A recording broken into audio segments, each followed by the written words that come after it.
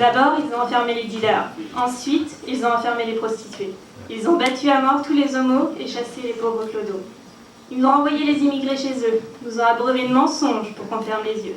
On n'a pas osé élever la voix, on est resté terré chez soi. Et il n'y avait plus personne pour protester lorsqu'ils sont venus nous arrêter. J'ai choisi de vous traduire les paroles de la chanson Regaining Unconsciousness du groupe de rock punk américain NoFX. Ouais, bon, c'est vrai que j'ai pas trop de profil pour écouter du rock punk. Mais pour autant, j'adore cette chanson, parce que je trouve qu'elle a quelque chose de vrai à dire, et quelque chose de malheureusement intemporel. C'est en 2003 que NoFX a composé cette chanson, et elle est directement inspirée des écrits d'un pasteur allemand, déporté à Dachau en 1941. Et pendant son séjour en camp, il écrit « Lorsque les nazis ont arrêté les socialistes, n'étant pas socialiste, je n'ai rien dit. Lorsqu'ils ont arrêté les communistes, n'étant pas communiste, je n'ai rien dit. Lorsqu'ils ont arrêté les juifs, n'étant pas juif, je n'ai rien dit.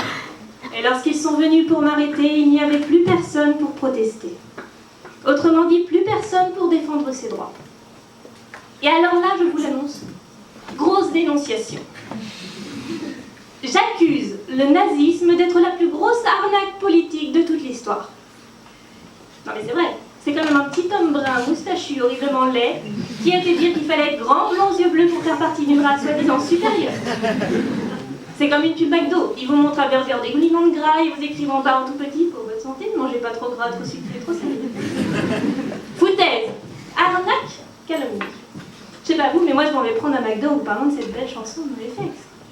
Ce qui est quand même incroyable, c'est qu'en 1941, un homme a dénoncé notre crédulité face aux mensonges de nos politiques. Et en 2003, 60 ans plus tard, NoFX écrit cette chanson, tirée d'un album clairement anti-Bush, où ils accusent ouvertement le président américain d'être responsable des attentats du 11 septembre. Et 14 ans après, en 2017, dans une Amérique marquée par le terrorisme, Donald Trump, fraîchement arrivé au pouvoir par on ne sait quelle tragédie, lui, veut protéger la nation contre l'entrée de terroristes étrangers. Vous l'aurez reconnu, je parle de son traité anti-immigration, qui regroupe entre autres l'Irak, la Syrie, la Libye, tout ça.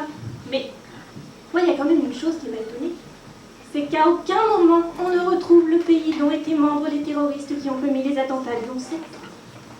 On ne retrouve pas l'Afghanistan dedans. Alors je suis pas en train de faire un amalgame et dire « Oh bah non Donald, tu déconnes, qu'est-ce que t'as foutu ?» Non, c'est pas ça que j'ai dit.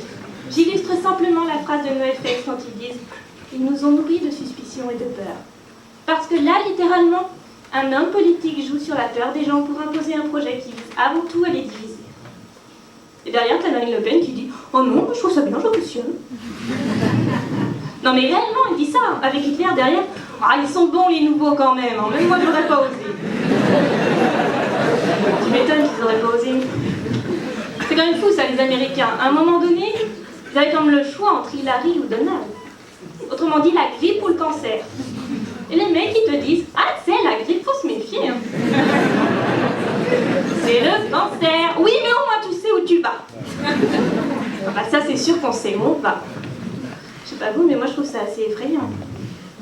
Mais bon, en même temps, vous vous dites, bon, moi, petit citoyen, métro, boulot, dodo, dans mon canapé, à regarder le JT, ou les anges, bah chacun ses références. Vous vous dites, oh elle est bien gentille, elle veut changer le monde, mais pourquoi le changer, le monde, il est très bien comme ça.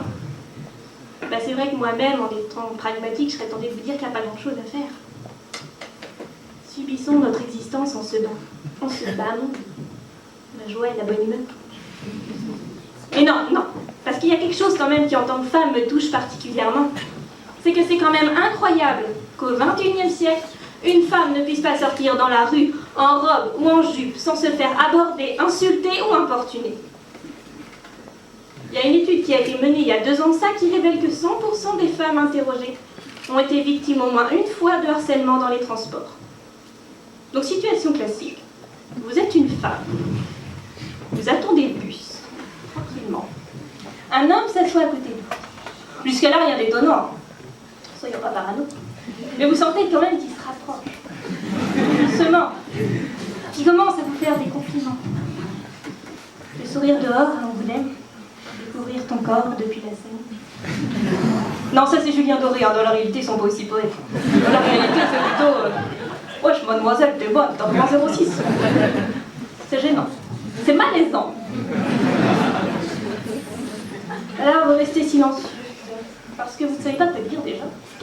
Et vous adressez un regard rempli de désespoir à ceux qui vous entourent. Mais la vérité, c'est que tout le monde vous ignore. Vous avez mamie à côté qui n'a Dieu que pour pépette son caniche nain. Vous avez un jeune cadre dynamique de l'autre côté, qui gère ses rendez-vous, mais qui ne vous aide pas pour autant. Alors vous restez silencieuse. Et là, c'est le drame. Wesh, vas-y, tu pourrais me répondre, connasse. Bon, bah vous laissez tomber le bus et vous rentrez à pied. Vous rentrez à pied parce que personne n'aura eu le courage de protester. Et à ce stade-là, c'est aussi ce que suggère NoFX, c'est qu'à un moment donné, se taire, c'est se rendre coupable. La liberté et les droits de l'homme ne se défendent pas pour soi, mais pour les autres. Et aujourd'hui, on apprend à nos enfants à se taire et à se rendre coupables. Parce que le harcèlement scolaire, c'est exactement ça. Vous avez un ou deux harceleurs, 4 ou 5 suiveurs et une petite vingtaine d'autres enfants qui se disent donc c'est lui, c'est pas moi. Et comme dirait Stromae, tu étais formidable, j'étais formidable, nous étions formidables. Et le pire, c'est que quand le groupe Indochine a dénoncé la réalité du harcèlement scolaire dans son clip College Boy, il a été censuré par le CSA, qui a jugé la métaphore du harcèlement trop violente. Alors pour la petite histoire, en fait, on voit dans ce clip un enfant se faire crucifier par ses bourreaux sous les yeux bandés d'autres adultes et d'enfants silencieux. Mais moi, ce qui me choque quand même dans l'histoire, c'est qu'on censure Indochine qui a osé protester, mais qu'aujourd'hui, un enfant de 10 ans a accès à tout un tas de contenus qui banalisent la violence. Non, parce qu'il faut avouer quand même qu'elle est entrée dans notre quotidien. C'est peut-être pour ça que certains se sont mis à penser que protester, c'était tout casser. Mais elles sont où nos libertés là-dedans? Elles sont où nos valeurs d'égalité et de fraternité? Parce qu'au fond, il faut arrêter, ce qu'utilisent les gens, c'est pas leur différence, c'est leur connerie. Et quand une cause est noble, on n'a pas besoin de violence pour l'imposer comme une vérité. Et là, le meilleur exemple qui me vient à l'esprit, c'est celui de Jacqueline Sauvage. Oui, vous savez, cette femme battue, condamnée à 10 ans de prison pour avoir tué son mari, je crois, dans le dos. Il y a énormément de collectifs à se créer en soutien à Jacqueline Sauvage, énormément de manifestations d'organiser, qui ont rassemblé majoritairement des femmes. Je pense qu'on s'est senti peut-être un petit peu plus concerné par le problème. Non pas qu'on finira tout en peu noir. Enfin, j'espère pour vous, messieurs, surtout. Enfin bref. Il y a énormément de manifestations d'organisées, mais à aucun moment une de ces manifestations n'a dégénéré en violence. Il y a peut-être une raison toute simple, c'est que les femmes sont plus pacifistes que les hommes. Donc moi-même j'ai envie d'y croire. Non mais c'est quand même de notoriété publique que si les femmes dominaient le monde, il n'y aurait plus de guerre. Il y aurait juste plein de pays qui ne s'adresseraient jamais à la parole. Est-ce que c'est mieux? Est-ce que c'est pire? Je ne sais pas. Et finalement, je m'arrêterai là. C'est sur le véritable sens de cette chanson de NoFX, qui pose une question toute simple. C'est comment aujourd'hui on est supposé vivre avec son prochain? Dans une société et un monde qui cultive la différence. La différence qui nourrit la peur qui grandit notre méfiance et notre agressivité qui devient violence. Comment aujourd'hui on est supposé vivre avec notre prochain? Dans une société et à une époque où, comme le dirait les Cranberries, la violence cause le silence. Et dans ce silence insoutenable, qui osera protester? Car NoFX l'a suffisamment répété. Nager seul à contre-courant dans l'océan n'est pas chose aisée.